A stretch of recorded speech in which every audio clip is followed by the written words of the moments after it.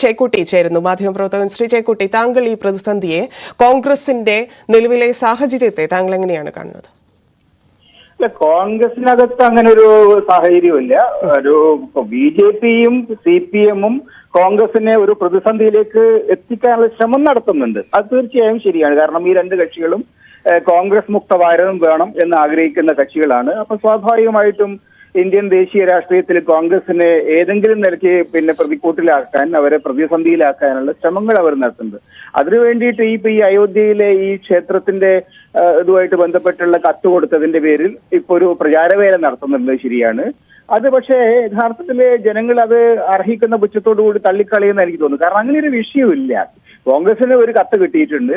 ആ കത്തിനോട് എങ്ങനെ പ്രതികരിക്കണം എന്ന് അവരുടെ ദേശീയ നേതൃത്വം നിശ്ചയിക്കേണ്ടതാണ്.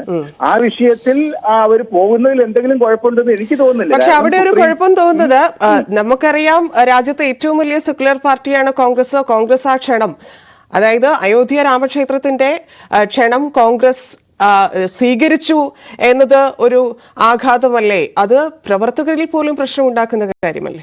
കിട്ടിക്കഴിഞ്ഞാൽ അത് സ്വീകരിക്കുന്നതിൽ എന്താ തെറ്റുള്ളത്?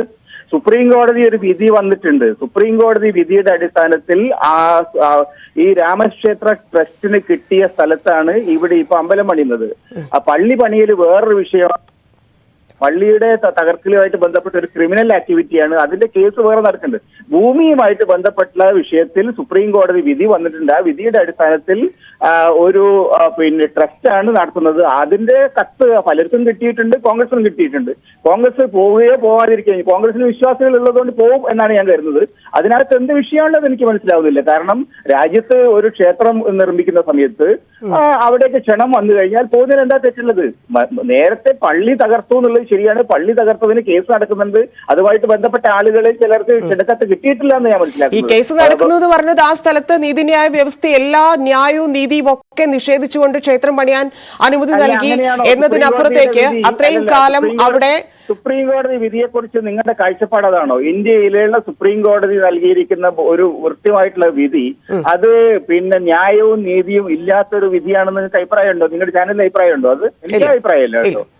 ഇല്ല. പക്ഷേ രാമക്ഷേത്രം പണിതതിൽ ഇല്ലെങ്കിൽ ഇപ്പോൾ അവിടെ ഞാൻ നേരത്തെ പറഞ്ഞതുപോലെ ഇത്ര വർഷം രാജ്യത്തെ ഒരു വിഭാഗം മനുഷ്യർ ആരാധന നടത്തിയിരുന്ന ഇടമാണ്. അവിടെ അതിക്രമിച്ചു കടന്നു, ഇല്ലെങ്കിൽ ആക്രമിച്ച് ഇല്ലാതാക്കി എന്നൊക്കെ പറയുന്ന ഈ യാഥാർത്ഥ്യങ്ങളെല്ലാം നിലനിൽക്കുമ്പോഴാണ് ഞാൻ ഈ പറഞ്ഞ നീതിന്യായ വ്യവസ്ഥ ഇല്ലെങ്കിൽ അതിന് ഞാൻ പറഞ്ഞത്.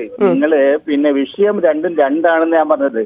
അവിടെ ഒരു പള്ളി ഉണ്ടായിരുന്നു. ആ പള്ളിയുടെ നേരെ ആക്രമണം നടന്നു. ആ ആക്രമണത്തിന്റെ ഭാഗമായിട്ട് അത് തകർക്കപ്പെട്ടിട്ടുണ്ട്.